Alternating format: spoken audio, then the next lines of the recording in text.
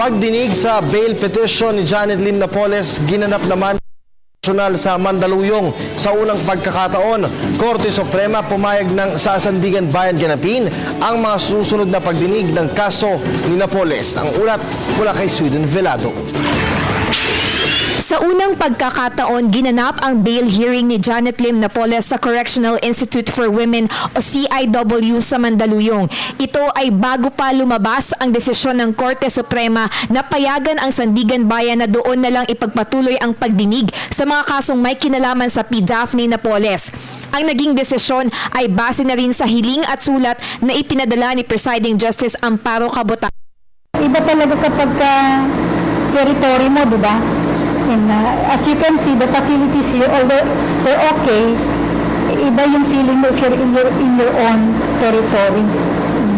And coming here, it took us about, I think, an hour with the assistance of some police escorts. Without the police escorts, I'm sure it would have taken us a longer time to come here. Sang-ayon si Justice Alex Quiroz sa hiling ni Tang upang mabigyan din nila ng sapat na panahon at atensyon ang iba pang mahahalagang kaso, partikular sa kanilang dibisyon. To Sandigan Bayan, because after the hearing, we could already attend to an equally important cases. So there is, of course, a waste of time, the traveling time. Mahigpit na seguridad naman ang ipinairal sa koreksyonal.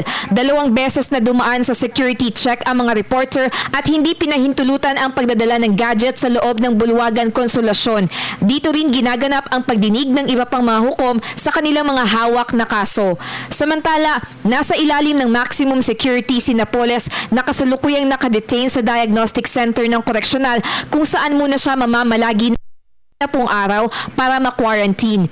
Sa prosesong ito, sasailalim si Napoles sa medical at psychological exam at bibigyan ng orientation bago siya ipiit sa regular na selda kasama ang iba pang nahaharap sa crime against person. Matatanda ang nahatulan ng guilty at 30 taong pagkakakulong si Napoles ng Makati Regional Trial Court noong April 14 sa salang illegal detention sa kanyang pinsan at dating empleyado ng ngayon PDAF whistleblower na si Ben Hurluy. Nakatakda namang ipagpatuloy ang bail hearing ni Napoles sa Sandigan Bayan sa May 8, 15 at 22 at inaasahang ng prosekusyon sa 3rd Division ang mga testigong sila Ben Hurluy at Ruby Tuason. Para sa Telebisyon ng Bayan, ako si Sweden Velado.